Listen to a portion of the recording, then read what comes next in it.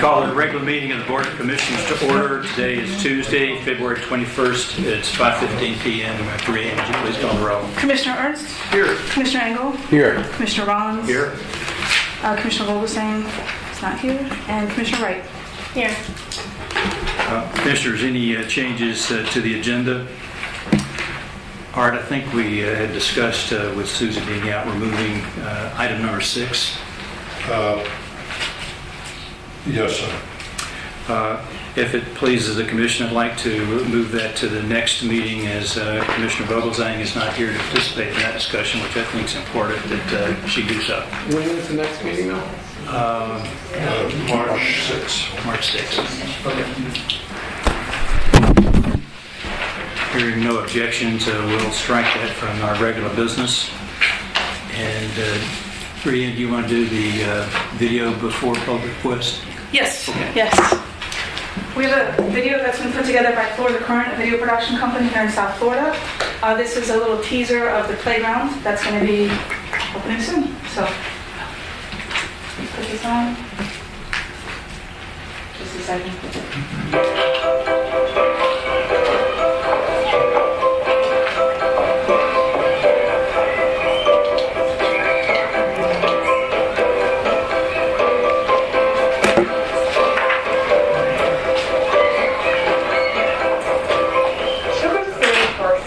Playground has undergone much-needed renovations over the past year. These improvements will provide for a safer and more enjoyable experience for all of our patrons. Upgrades to the playground include accessibility throughout our featured attractions, new wayfinding signage, additional seating throughout the playground, as well as enhanced play areas, including new swings, slides, and interactive components.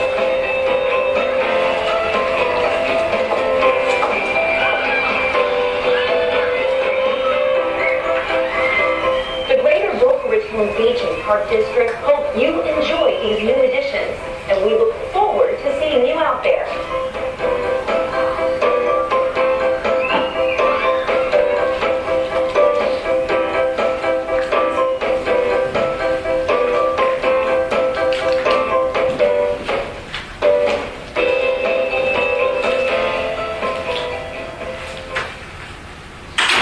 For those of you who haven't gotten a chance to see the playground, a lot is happening out there and it's looking really good, and we're very excited about it.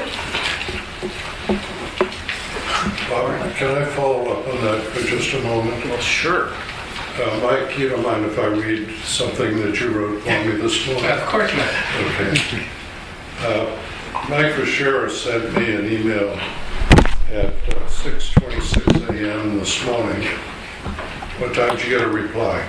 6:27? 27. Okay. And this is Mike. This, and I value Mike's input and his professionalism and his competence.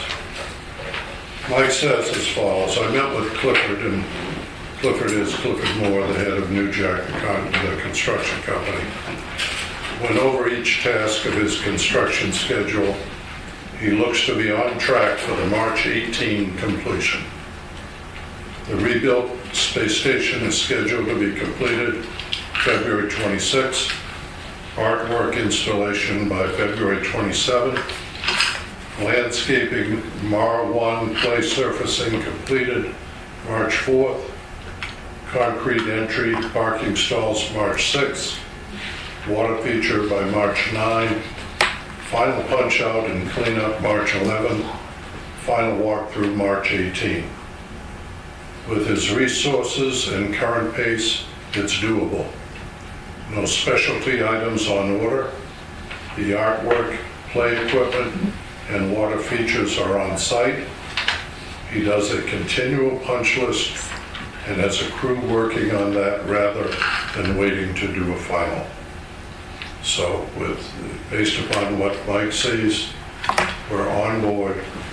We're not going to make it official yet that will be the date of the opening, but we're looking for 100% completion, not substantial completion, but 100% completion by March 18th. Or does that mean that the inspection and everything will be completed on and by March 18th? Yes, sir. So we can start thinking about, as we get a little bit closer, a ribbon cutting. Brianne, do you want to tell the commission of your schedule with the city? Yeah, I'm meeting tomorrow with the city staff to start discussing plans for an opening on the 18th. We're meeting with Chrissy as well as staff here at Sugar Sand to talk about promotion and set us outside. Okay. One thing I would ask you to maybe consult with Marcy as far as an article in the paper, really trying to reel in as many of the volunteers that we had originally. Yes. That helped build the playground, because I know there's quite a number of those around, because I've spoken to them over the last several months. Yeah. And I'd like for them to be there, and if they could contact us so that we know how many and who they are, maybe we could do a little special ribbon or something for them for their Yes. original support and effort. Yep, that's on my list. All right, good, thank you.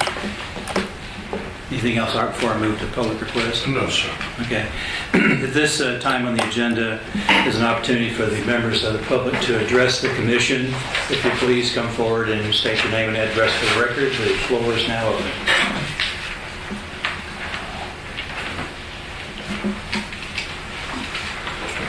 First again.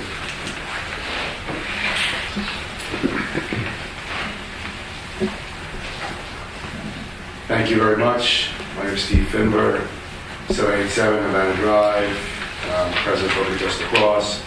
And I just want to thank the commission for voting last time on the approval to go ahead with plans to finally put turf in at Patch Reef. Wednesday night last, we had a deluge for about a half hour, and the fields were underwater, and we really had to cancel our practices, which we did not get to reschedule. And if the turf was in after the rain settled down, we could have gone out there and we could have had our practice. We didn't have to send 150 kids home. So we look forward to moving forward with this project as expeditiously as possible, and hope to see it's on the agenda tonight and see what kind of time schedule we have going forward with it. So thank you again very much for voting to go forward. This has been a long, arduous process for all of us, and we're excited about the expectations of seeing turf at Patch Reef. Thank Okay, you. I'll try to remember to ask about the timeline on this. I know there's maybe a hiccup or two along the way, but I'll try to get a timeline for you. Okay, thank you. Anyone else? No gumbo, Federation of Homeowners?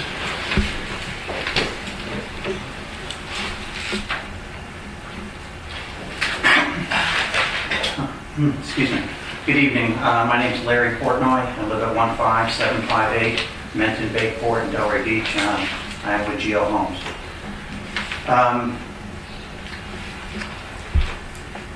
Let me see how to start this.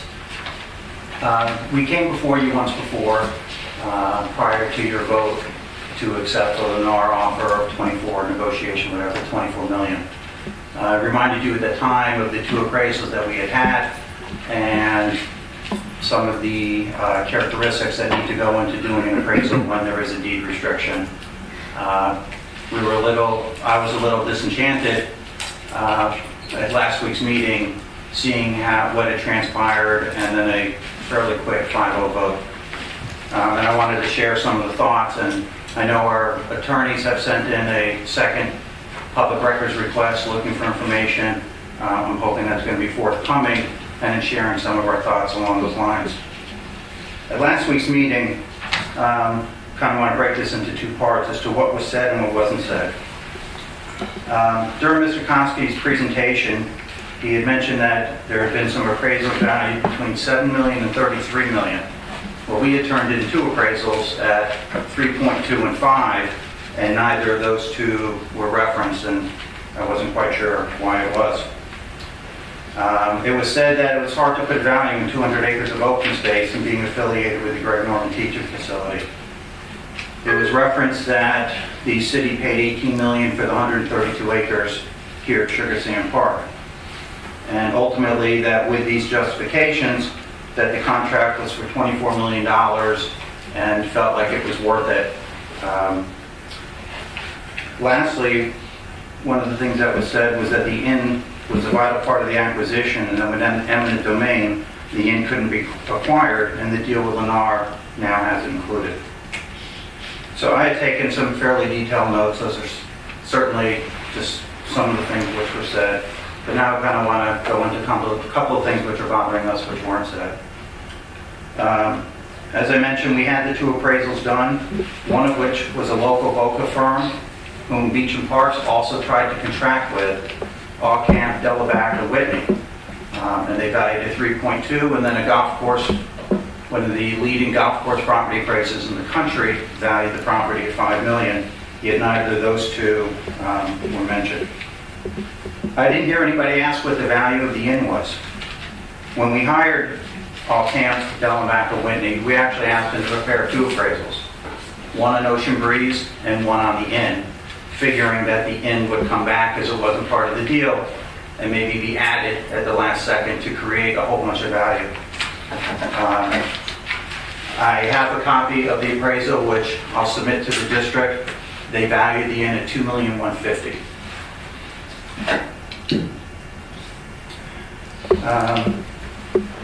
We had been told in a separate meeting that Beach and Parks had hired Callaway Price to perform an appraisal on Ocean Breeze. Yet I didn't hear Callaway and Price's name mentioned at all in last week's presentation. There was a letter sent to the city on February 13th in which Mr. Koski mentions that the appraisals are not yet complete. They should be completed the week of the 23rd. Apologize for the delay.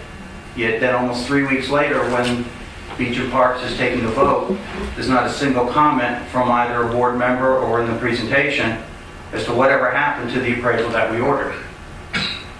The $7 million and the $33 million appraisal which were mentioned, the $33 million, it was said that that was Lennar's appraisal. I never heard who the $7 million one was, but I just find it very odd that the company that you selected to hire, nobody gets to hear what the value was. It kind of makes you wonder what their value was, and maybe it wasn't conducive to making a deal like this happen.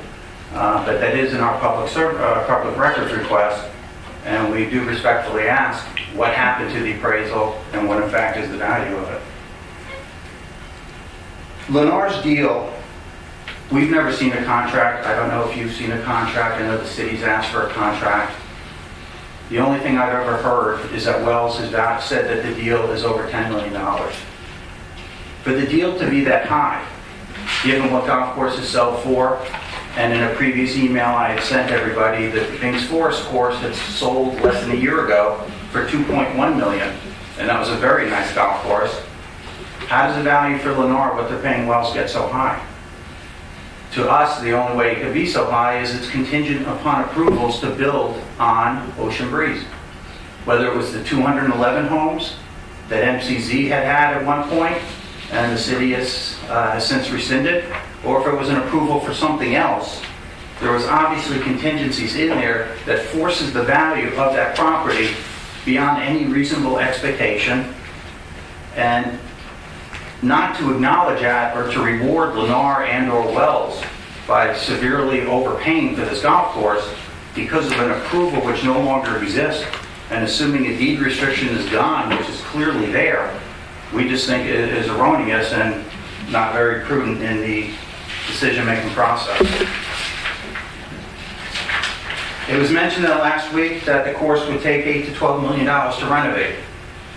However, those figures don't include reshaping, which may not be done, or moving dirt. It's really only an updated version of the previous golf course, which really, I am a golfer, which had never been classified as a championship or world-class facility. It didn't include rebuilding the pro shop, the clubhouse, the maintenance facilities, parking lots, or restroom facilities on the course. Being in the building industry, those costs could easily jump this number up to $20 to $25 million. So Beach and Parks is willing to pay $24 for a course, and then another $20 to $25 at almost $50 million. You're really just trading Ocean Breeze for Boca Municipal. I'm not so sure that's what the city wanted, and we have nothing against at all golf coming back to Ocean Breeze. but we do have an issue in an overinflated value that to us hasn't been justified at all. You know, Lennar valued the course without the inn at 10 million. Even using the higher of our two appraisals, we came in at 7,150,000 for the inn and the course. Yet, Beach and Parks felt compelled to make the number 24 million in lieu of what Lennar asked or what we think we have substantiated. In closing, I just want to say, I understand the values that you paid and what was said last week, that it's hard to put a price tag on open space for recreational purposes. What is something truly worth? And again, this facility, this land was the one that was used primarily as the reference. But what we didn't hear, and in comparison, because the comparison is everything to us, there weren't deed restrictions which precluded the ability to build on this property or on some of the other properties that were mentioned. On Ocean Breeze there is, and it's basically, it seems like it's just being ignored that that deed restriction exists. The residents have been, you know, vocal, if not anything, about how they're not going to let it go again. Yet to try and substantiate a value in this neighborhood, if it's substantiated at all, not just a negotiation and not based upon, you know, any rhyme or reason, is very bothersome to us, and I think it's an egregious mistake that is being made. Mr. Portman, you're a resident of Delray, correct? Yes, sir. You work for GL Homes. Yes. What is your interest in this transaction? Our interest in this transaction is related to, we're trying to buy Boca Municipal, We have nothing to do with I understand that situation. but we cannot help but feel a direct competitor trying to buy Boca Municipal is now being rewarded unfairly by a gross overpayment to acquire a course they don't even own. And then that money is being used to up their offer to match ours. Thank you for your opinion, sir. I have a copy of the appraisal if you Thank you, I'll take that with me. make that happen. Thank you. Anyone else?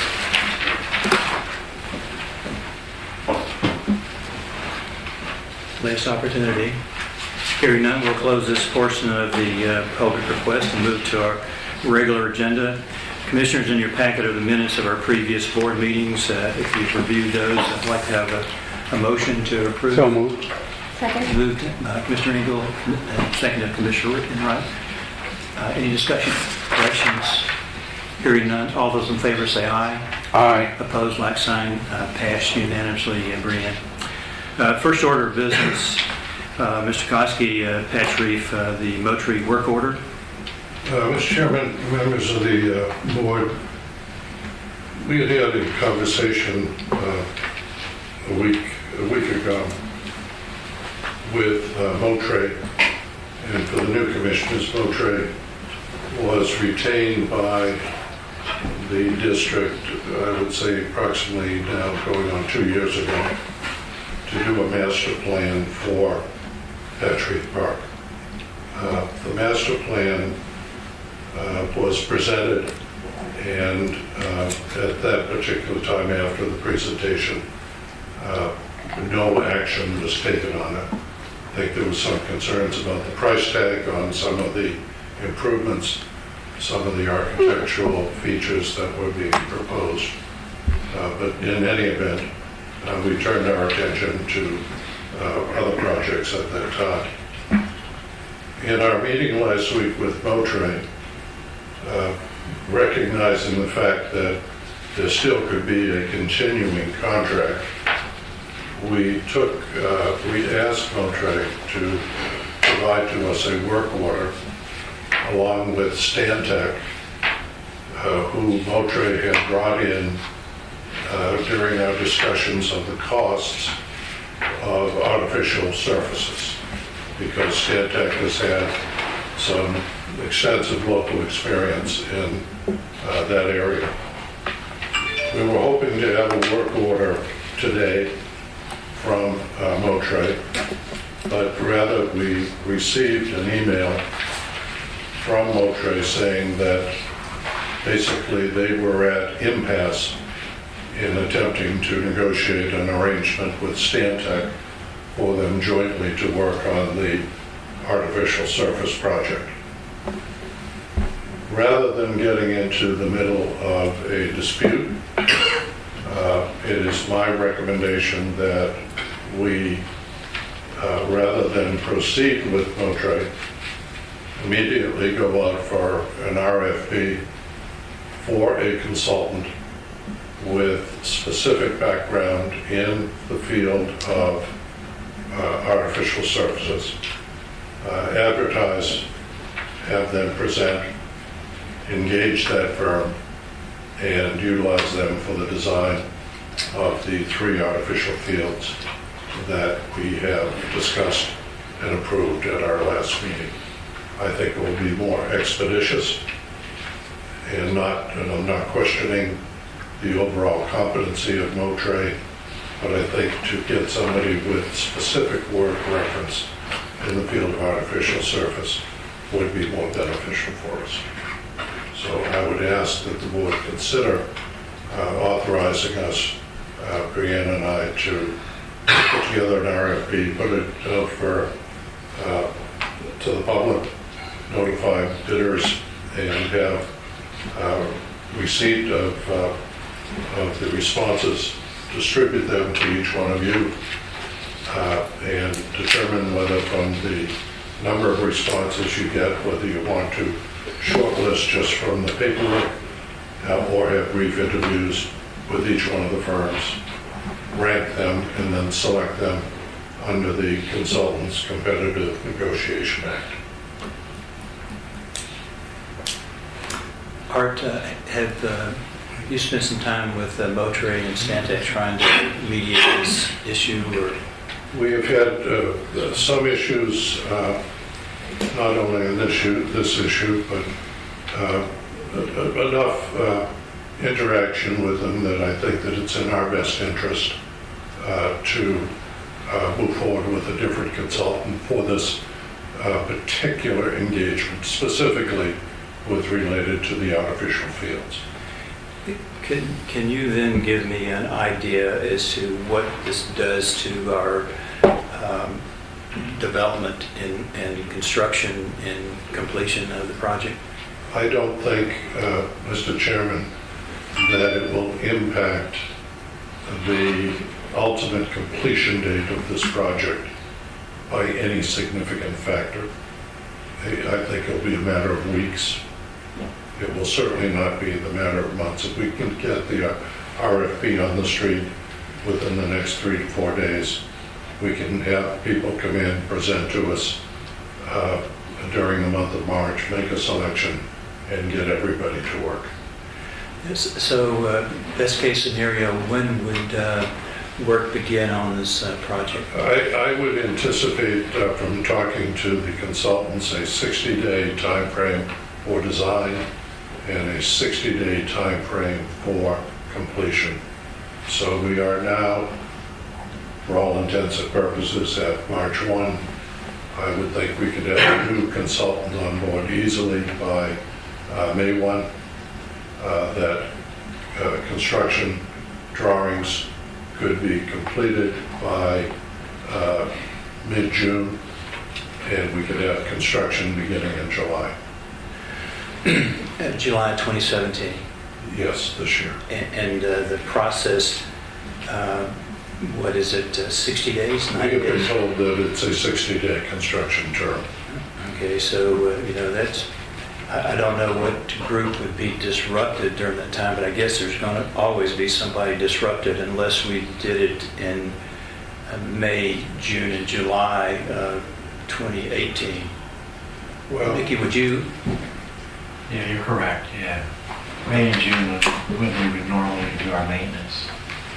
Yeah, so I mean, it's, Would I you be guess. able to get any field done first, like a field done first, in order to be used in August for football? It's football, right? In August? March, let me just think here. Now, March is next week, right? March sneaks up on you. No, I still think we can get an RFP in the street by next week. We have standard form RFPs we can get it done. I can put a short turnaround time for 30 days. I can put a selection process within 15 days. So 45 days from now, I can have a consultant on board working. So that would be April 15th. April 15th. Okay. And then I could have them accelerate plans. I could have those plans completed by May 15th and work starting almost immediately. Okay, so that would bring us to July 15th.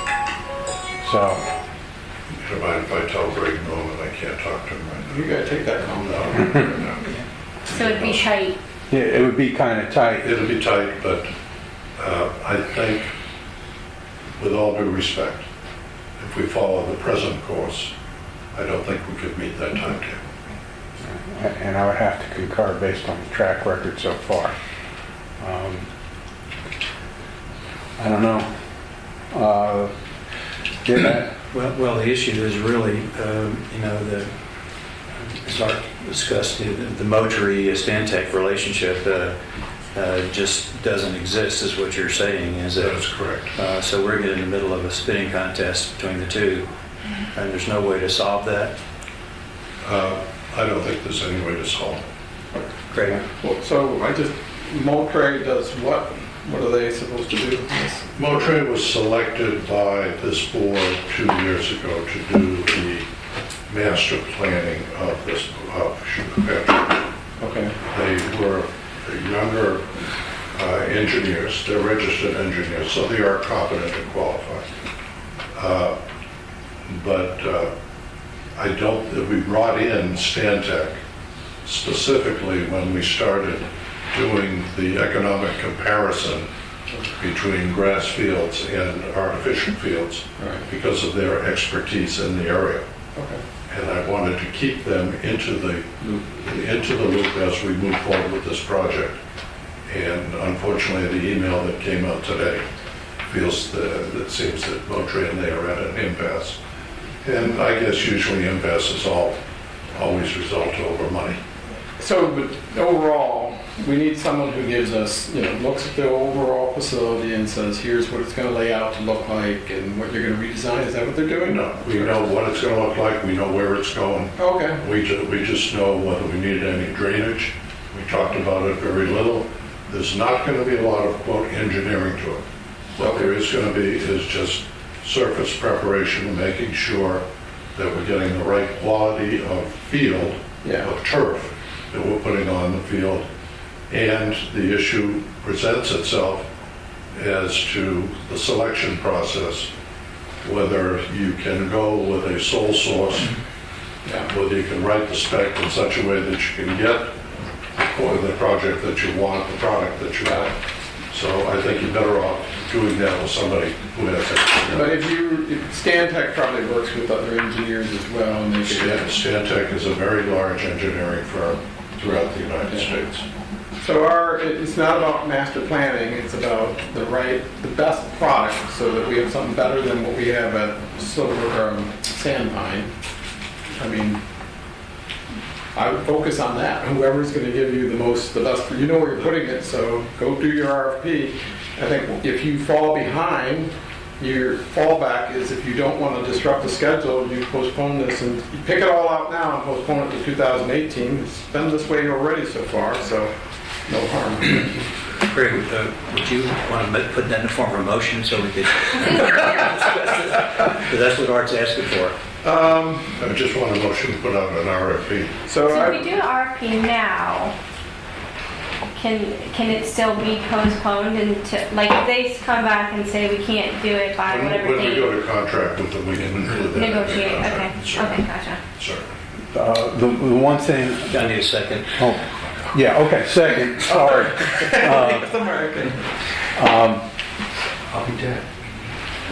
One of the things that I wanted to bring up is, Just hire, put the RP for the field turf guys. well, this is what I wanted to bring up, okay? This has been an ongoing issue now for, literally ever since I first sat on this board. And we said in our meeting, with the last meeting we had with City Council, that we would go ahead and put turf fields at Patch Reef. So what I would like to do is find a happy medium. I don't want to put the fields off to 2018 if we could possibly avoid it. The other issue becomes what kind of disruption, to what degree will we disrupt schedules lacrosse, football, and soccer, if soccer is is scheduled on those I fields. appreciate that, but unfortunately, we are a governmental agency required to follow what the law says.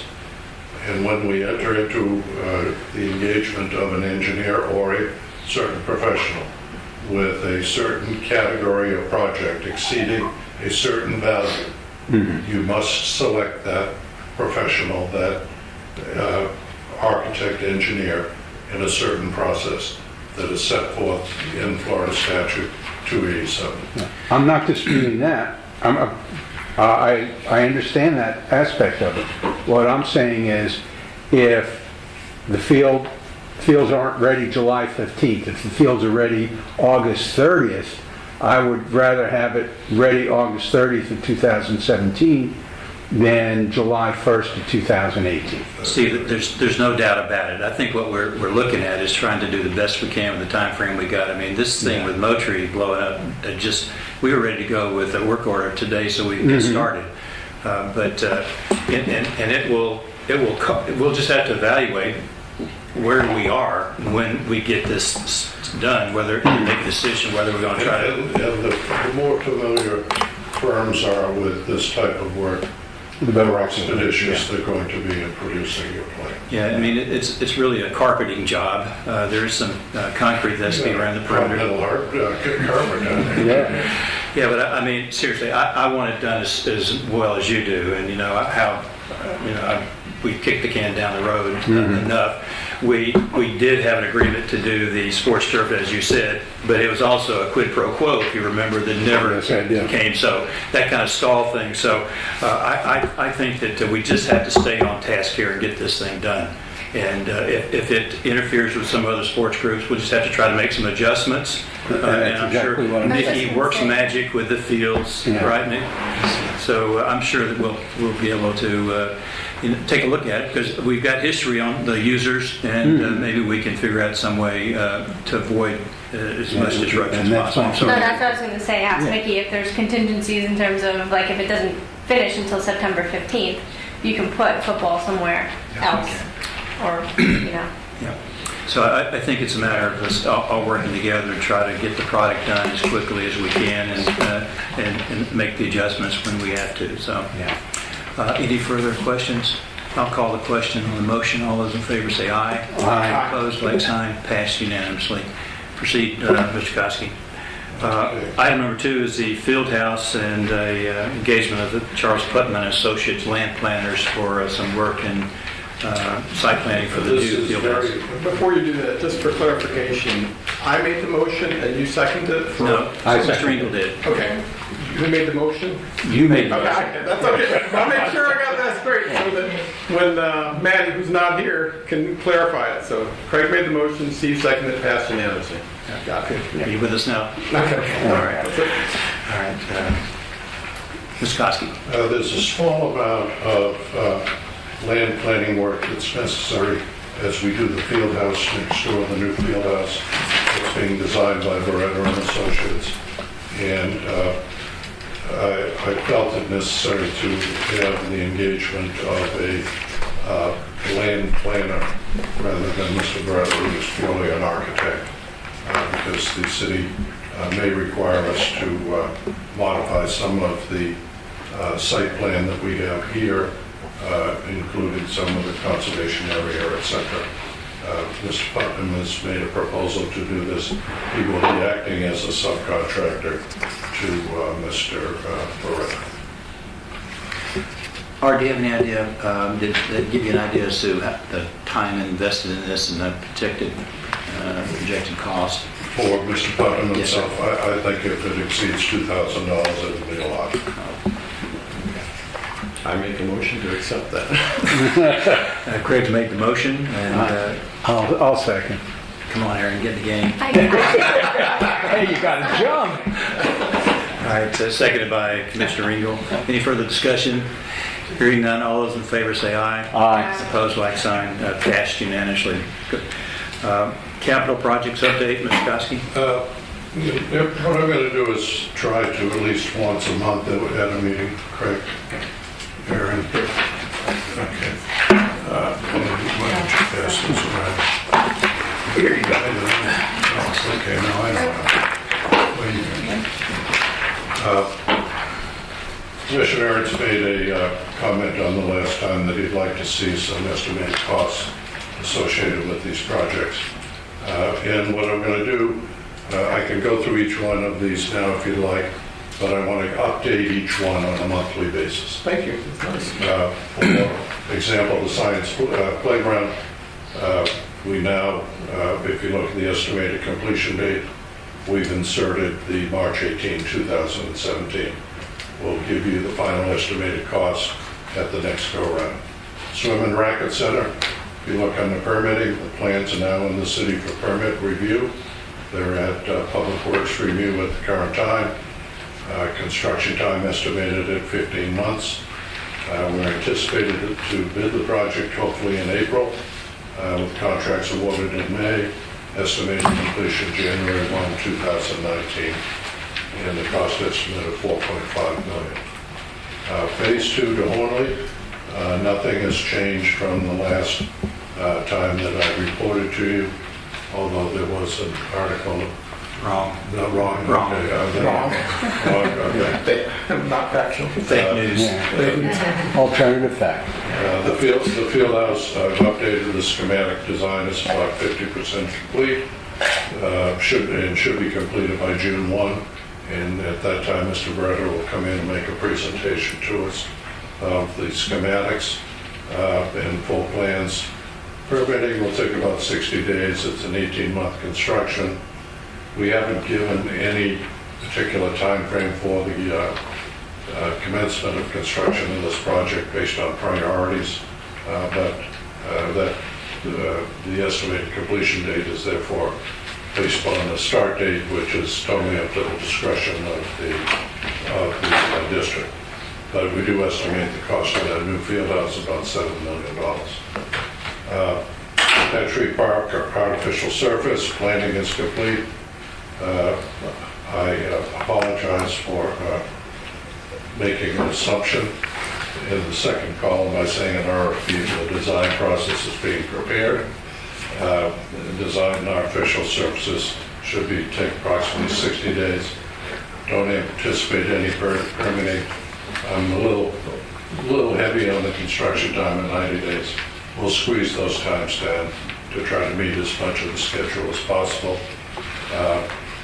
If the completion date, since you've given me direction today, I know what to do, and the estimated cost is, we have $3 million in the budget, but I'm throwing an extra $500,000 in just to cover some contingencies. And I'm sorry, Art, just to go on that artificial surface thing, there will be an opportunity for Mickey or any adult league soccer, someone to go test a field that they have done, or have a say in the type that is going to be on. This is exactly the conversation we had a week ago with Stantec. Okay. About where the fields are that you can look. Mickey likes the fields in Weston. I like the fields at Weston. Okay, that's two good votes. I'm done. And then there are fields at Boca High that people like. Yeah. But these are the things we'll get into when we give direction to the design.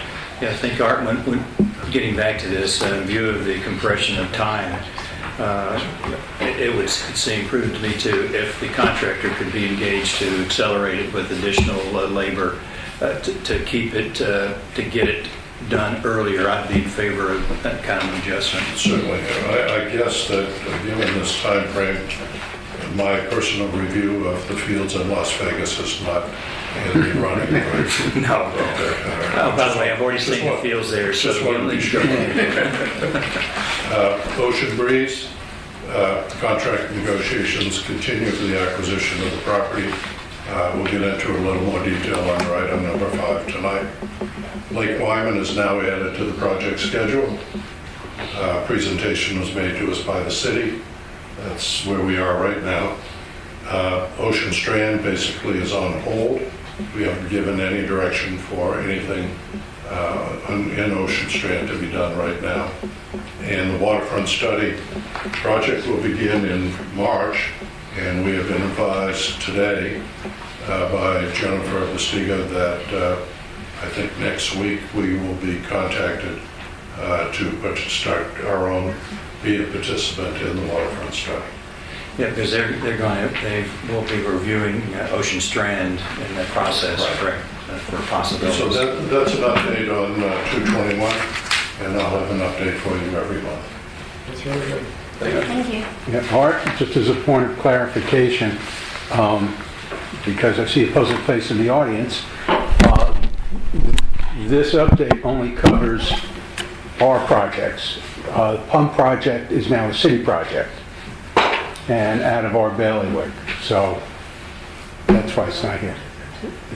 It's not a beach and board. Boardwalk is not our project. Pump and piping is not our project. Any project on city property at the current time will be a city project.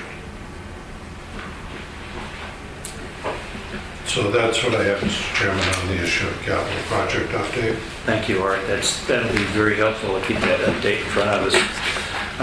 Item number 4 is the Sugar Sand Park Science Playground construction change order. On page 15 of your agenda package, there is a change order from New Jack Construction for the construction of the space station.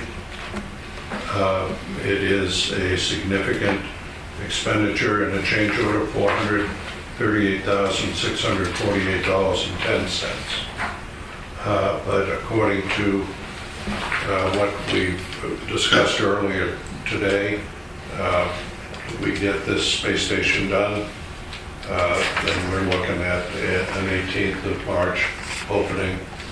And the space station is an above-ground facility, which was required to be rebuilt as a result of the need to rebuild certain of the foundation, the posts that were the foundation of the space station. So when we took out the posts that were the foundation, we had to take the space station out that was above it. So they put the foundation back in, and now we're rebuilding the space station.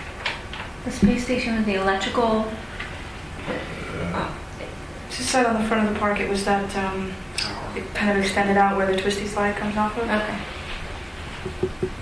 So we'd ask your approval for the execution of this change order. And I believe it's change order proposal 29, $438,648.10. Questions?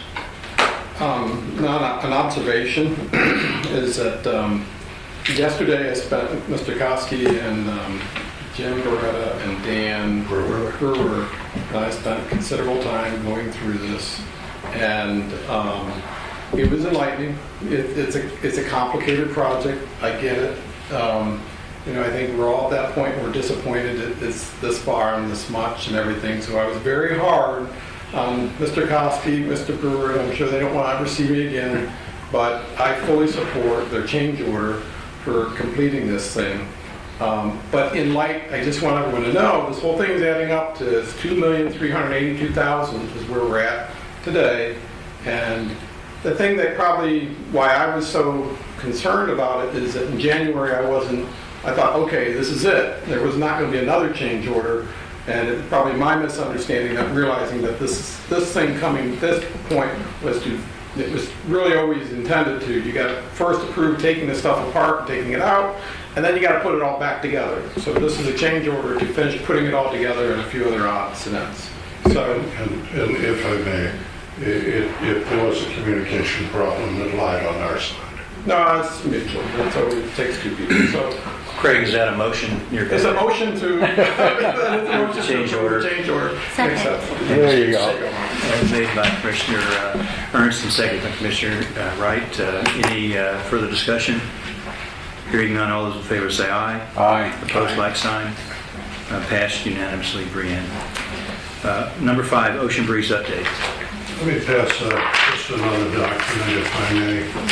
Okay, here we go again. You got it?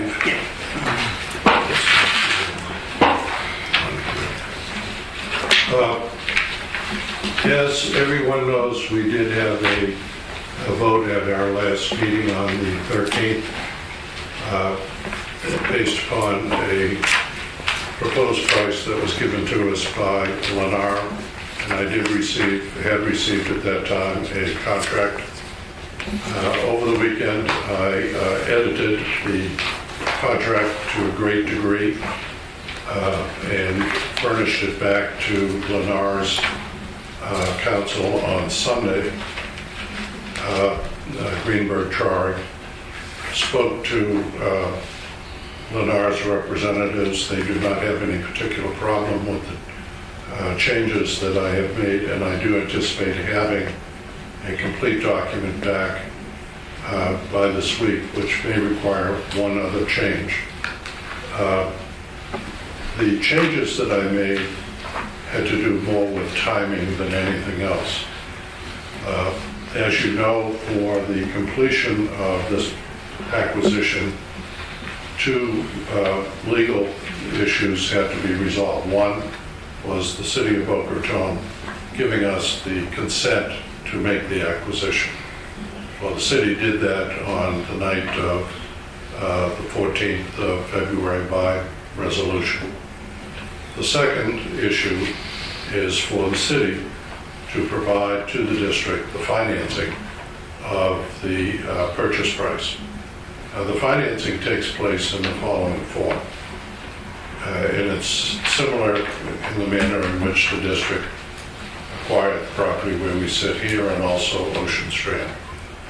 We do not have an ability to borrow money without a referendum vote.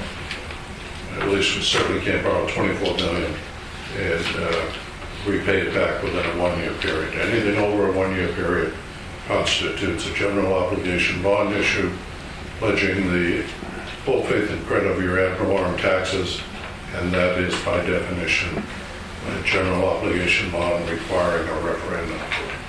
But what we've done in the past is as follows. The city would make the acquisition funds available to us, and then we would reimburse the city over a period of time.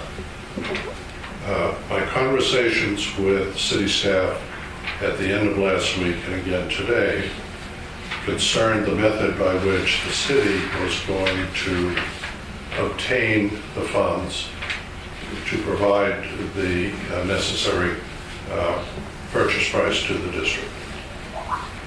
They weren't quite sure whether they were going to provide the funds through a bond issue or whether they were going to provide the funds from general reserves.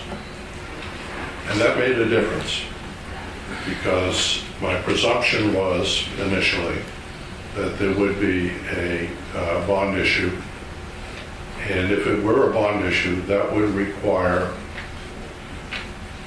an ordinance to be passed by the city of Boca Raton.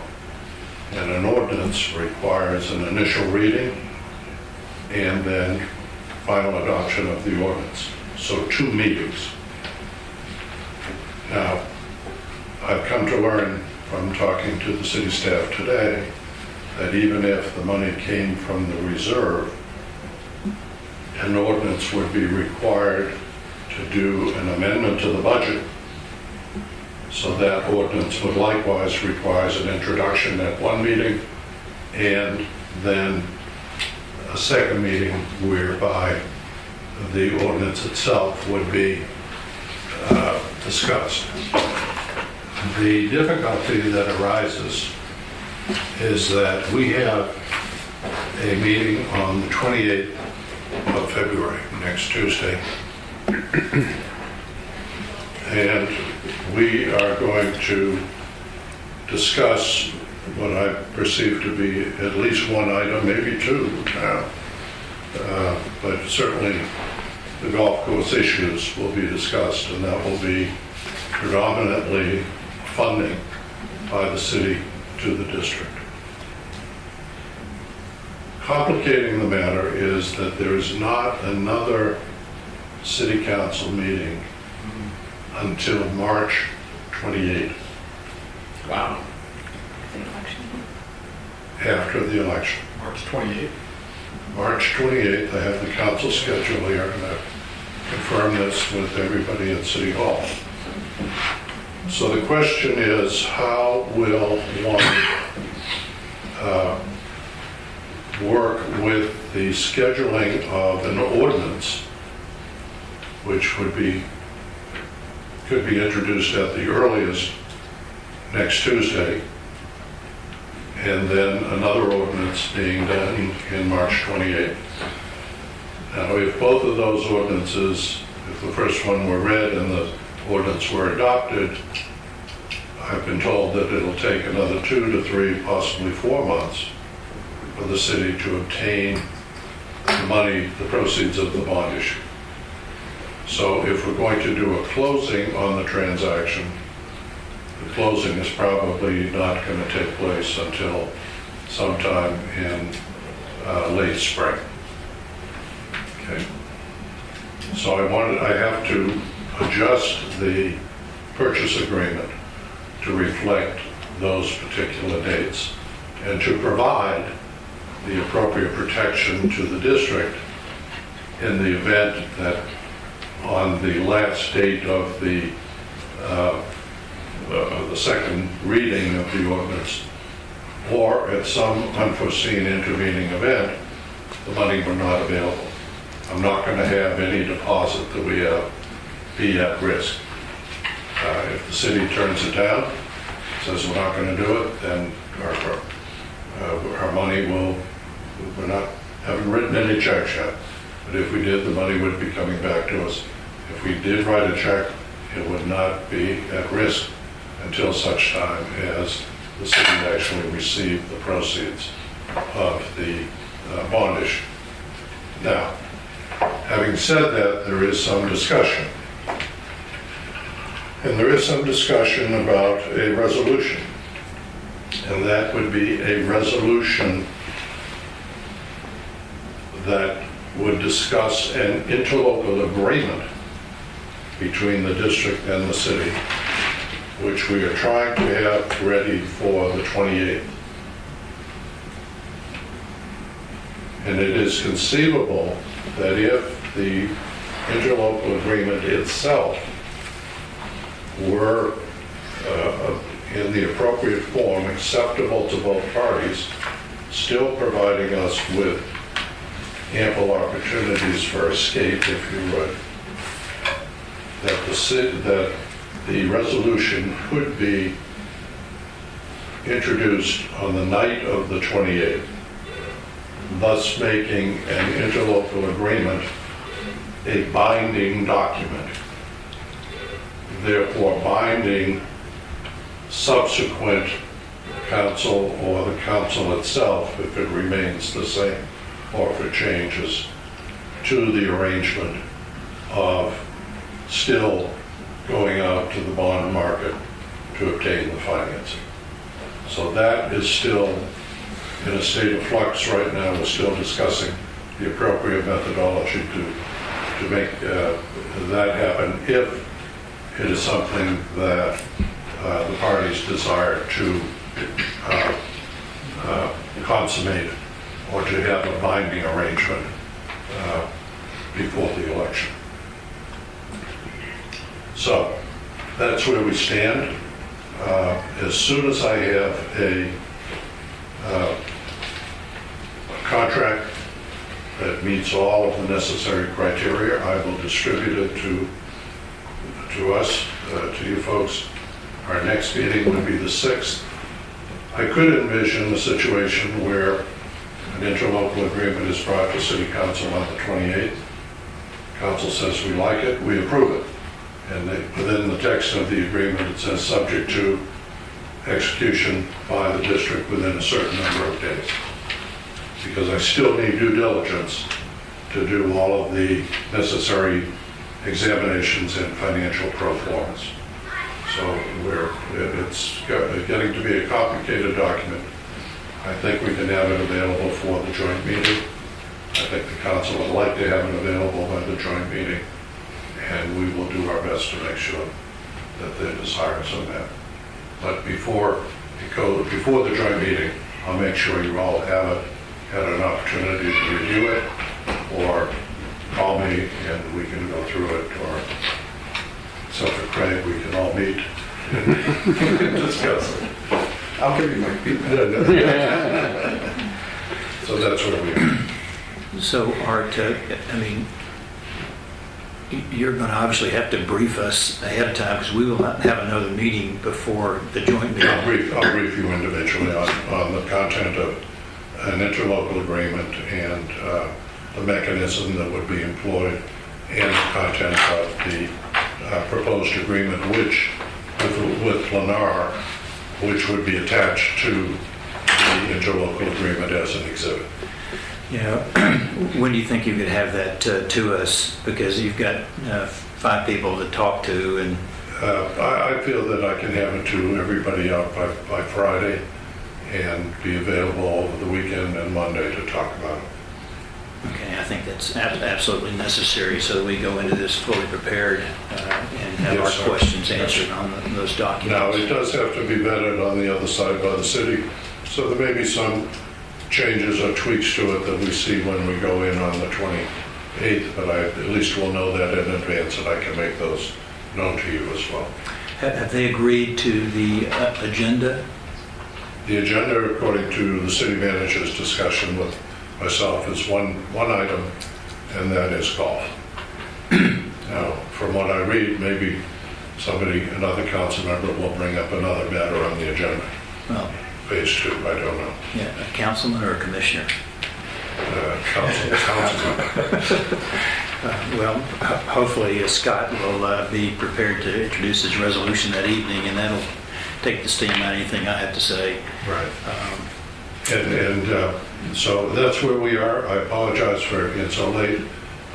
George Brown just got back from vacation today, and he's heading it up for the city.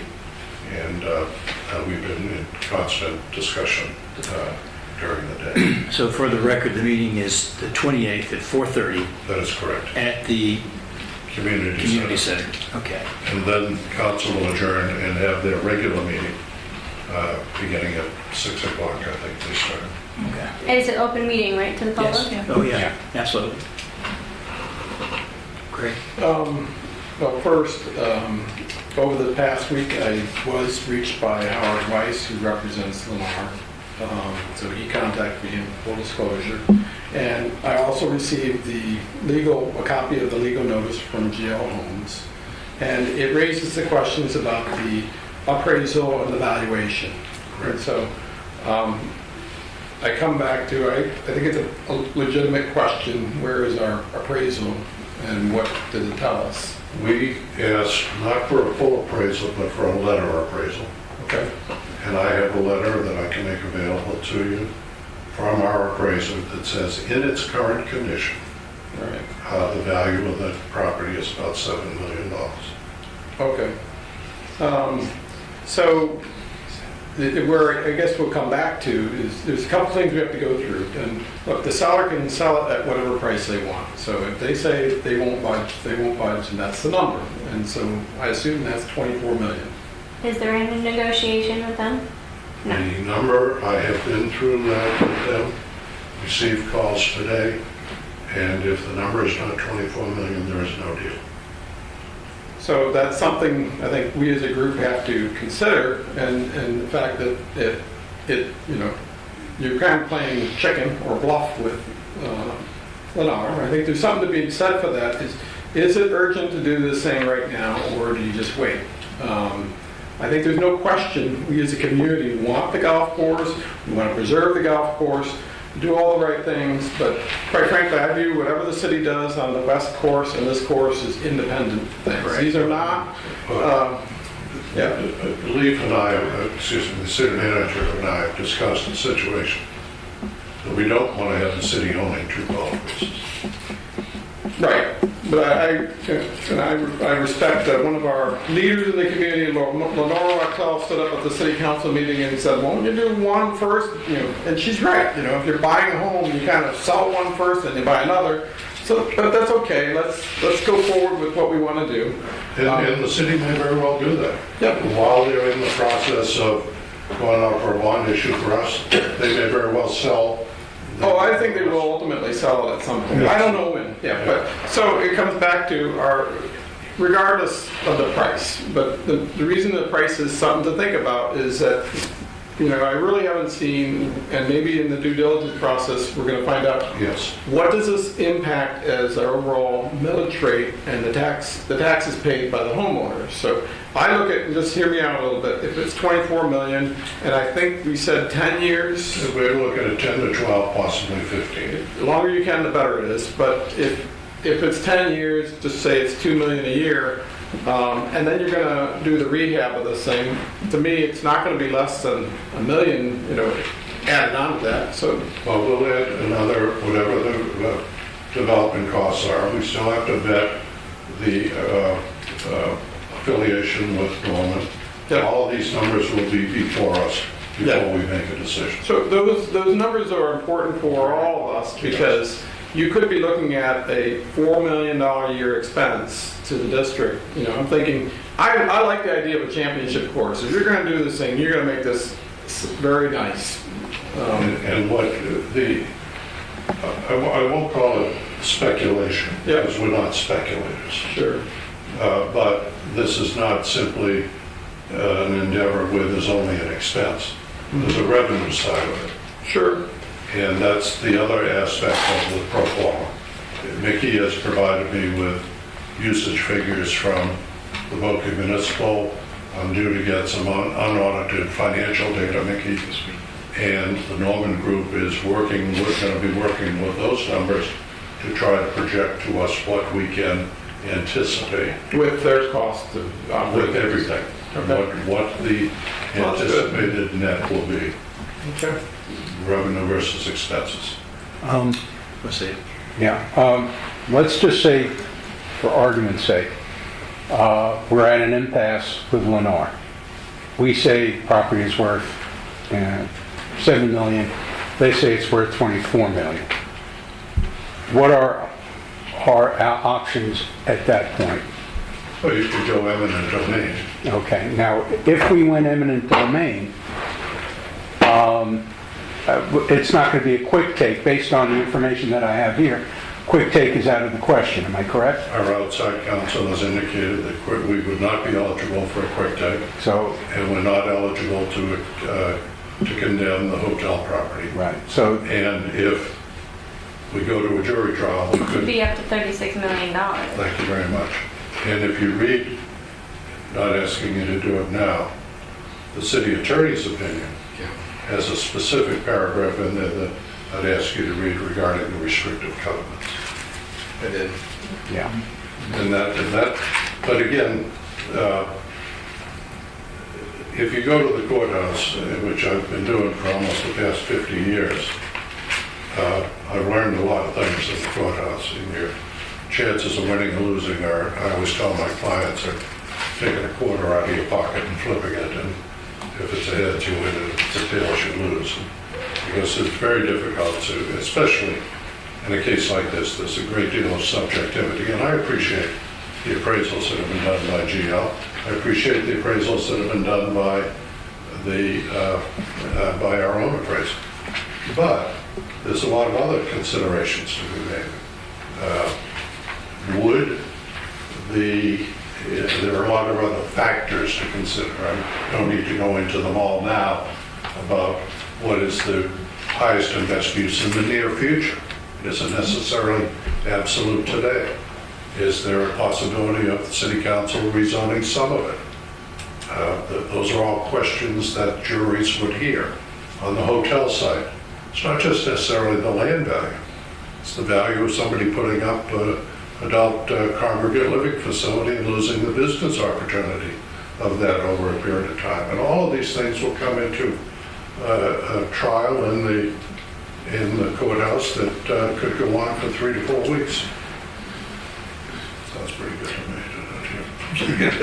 But at the end of the day, eminent domain is off the table, so let's not even go there. Well, I think even our own counsel outside has said the best way is to make a deal. Right. So the deal you have on the table is 24 million, and you'll have to pay it back to the city if the city says, okay, it's not our problem, it's yours now, you do it, and just recognize it's going to have that budget number is very important because you're asking us in a short window of time to figure out what the impact is to the millage rate. Merv has done that. Yeah. When we entered into it, when he gets back, we can go into it in more detail, but we have made the representation based upon our analysis with Merv that this will not affect our repayment to the city of that amount of money, will not affect our current projects that we have based upon our existing budget and existing village. Art, what's our due diligence window on the project? Well, that's something that I'm expanding now, Bob, so that we have enough time. It's going to be a good 30 days plus now, maybe even a little longer, because if the city's not meeting again till the end of March, I want as much due diligence time as I can get. So with that due diligence provision in the contract, we can opt out at our own discretion. It's in our sole discretion. Okay, so and then there'd be, if we had any earnest money, it would not go hard, we'd get it refunded. The earnest money does not go hard at all. It's at our sole discretion. If we don't like what we see, if we don't like the numbers we see, we have an ability to just say thanks, but no thanks, we terminate. Okay, so we have a little longer time frame but we can't tarry. We've got to be on our game there. We've got to get hopping on it right now. And I'm meeting this week with the Norman entity. I'm sorry to say that Mr. Gregory Norman, Greg Senior, cannot be available at the 28th meeting because he's in Australia, and I won't be back to the following day, but he has made a commitment to appear at either a city council meeting or a Beach and Park District meeting to explain their side of what would happen in this type of an arrangement. Okay, just to wrap this up, we submitted a letter to the city requesting their authorization to purchase the property, and we asked for funding. And the figure that we have put out there is 24 million, and the meeting that we have, the joint meeting, is solely the purpose to talk about golf and funding. That is correct. The funding will be the bulk of the discussion. So if the city says... And I expect there to be questions asked about the amount of money that we're paying for. Okay. Do we need to... Go ahead, I Erin. just have one, this may be a silly question, but I'm not very familiar with deed restrictions. So just for clarification, so if we don't go ahead with the purchase at 24 million, there is the deed restriction on the land that can only be changed with a certain percentage of Boca Raton residents, or is there a way that Lennar can change it in order to build on the property? It's a very difficult question to answer. The use of perpetual recreational restrictions is looked upon with somewhat disfavor. Years ago, many condominium projects had recreational leases. Where you'd have a condominium, the ownership of the pool and the clubhouse was retained by the developer, and everybody would lease a portion of it. The legislature did away with that, saying that's not fair. I have a copy of the restrictive covenants. I've read them. I don't feel it appropriate for me to opine right now on whether I think they're good or bad. But the city attorney's memo, I'd ask you to read, because that is very informative, and I agree with the conclusions that she has reached. Okay. Commissioners, may we move on? Yeah, sure. Okay. Look, this is the most complicated project we've ever been involved in. Well, and I think too, it's advisable that we, take quick, tiny steps along the way to make sure that we've analyzed this correctly in terms of our ability to pay. I'm confident that Merv is spot on with that. We haven't factored in the revenue and the expense to run the facility or to improve it. And those are the things that we're going to need to, fully execute this agreement in the long That's run. exactly right. So, okay. Because if I may, it may very well be that there's a mechanism in a lot of the existing financial information from the city is reliable, and that is showing positive in the operation, the net revenue, that maybe you look at this from a business approach valuation as well. So there's all sorts of different factors that enter into this. Okay. Next item is the treasurer's report, and since our secretary treasurer is out, Commissioner Engel, may I ask you to substitute as the chairman-elect? It's going to be tough. I don't have one here, and just raise your voice and I'll give it to you. I'll try. Maybe make my pants a little tighter. Anyway, I presented the board a motion to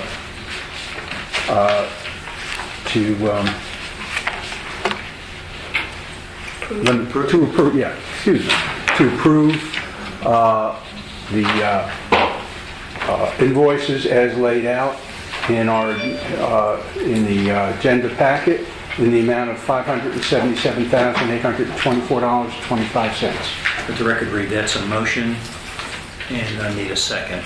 Second. Thank you, Erin. Discussion. Hearing none, all those in favor of the treasurer's motions, that are the vice president's motions, say aye. Aye. Opposed, like sign. Discussion items, Mr. Kosky? No, sir. Nothing from the district council. Heard sir. that. Commissioners, I'll start ladies first. Commissioner Wright, you have anything that you'd like to lay out there? Just one thing, I had a couple people come to me and ask me if there's any possible way to open Strand to the public at all in the next near future. So are there any steps we can take to kind of look at opening it up to the public? Well, we have done that in the past with the city staff. The question is whether we put in parking areas. Mm-hmm. Do we put in restrooms for the parking areas? Mm-hmm. How much vegetation removal would be necessary? I'm just talking about maybe opening the gates, taking out the invasive species, and letting the people who are just walking by access it at this point, if that's possible. Not putting restrooms, not putting parking spaces or anything, just opening it up and let people walk back there, whoever walking by, riding the bikes, that kind of thing, if that's available. On the intercoastal side, I do not want to encourage any attractive nuisance down by where some of the docks are down there that are in a total state of disrepair. There's a couple of pilings down there. Okay. So that's only the concern that we have. Okay. But I think we can certainly look into it. I'll talk to Mickey and see if there's something we can do. Would it be possible, though, to maybe partner with, I don't know, one of the community nonprofits, whether it's the Y or something like that, to let them unlock the doors to have outdoor yoga or something, to use the open spaces there with minimal effort, at least. We'll get with Mickey. I want to make sure that they're comfortable with risk management. Yeah, from an insurance standpoint, both from the Y standpoint and from our standpoint, we need to have some regulation of the use of property just to protect the citizens and avoid any type of personal injury. I think that that issue, I favor doing the same thing, making it available. In fact, a year ago, I asked about cleaning the exotics, and then the number was horrendous. It was over $500,000, if I remember, to get the place cleaned up. So stalled until with the waterfront master plan might be print some ideas. But I think it's if we can do something to make that happen, Art, with Mickey, and he's here in our discussion, I'd like to see that happen. Okay. Thanks, Aaron. Anything else? Nope, that's it. Okay. Steve? I'm good. One item, my daughter and I participated in a beach cleanup with the environmental club from Boca High. I have a follow-up email from the Rachel Wellman, and she would like to participate and offer a program that does either the district or the city to facilitate something for Earth Day coming up in April. And so I passed that email along to Brianne, also Michelle, so that maybe there's an opportunity to partner on some kind of cleanup. That sounds good. Okay, I'll leave that with you, Brianne. Okay. And I have nothing but my thanks for another good meeting. Wait. We're getting out of here before 7:30. I like that. Bottom line on that one. Are there any future agenda items? Hearing none. Move to adjourn? Do I hear a second? Second. It's been seconded. All those in favor say aye. Aye. Opposed, like sign, passed unanimously.